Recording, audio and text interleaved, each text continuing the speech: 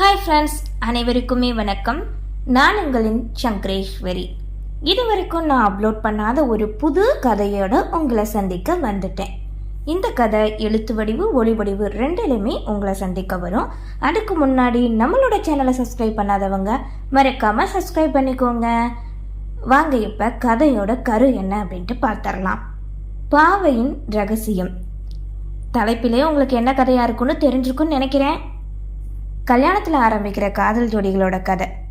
மருமகளாக புகுந்து வீட்டுக்குள்ள ரகசியத்தோட வர நாயகி கணவனுக்கே தெரியாம அவனோட குடும்ப ஆட்களையே பழிவாங்க நினைக்கிறா. ஏன் அப்படி பண்றா? அப்படி என்ன ரகசியம்தான் அவளுக்குள்ள இருக்கு? உருகி உருகி காதலிச்ச காதலிய மனைவியாக்கி கொண்ட நாயகனுக்கு அவள் எதிர்பாராத அதிர்ச்சியை கொடுத்துட்டா என்னாகும்? புரிதல் நம்பிக்கை இரண்டும் இருந்தாதான் வாழ்க்கை நிலைச்சி இருக்கும்.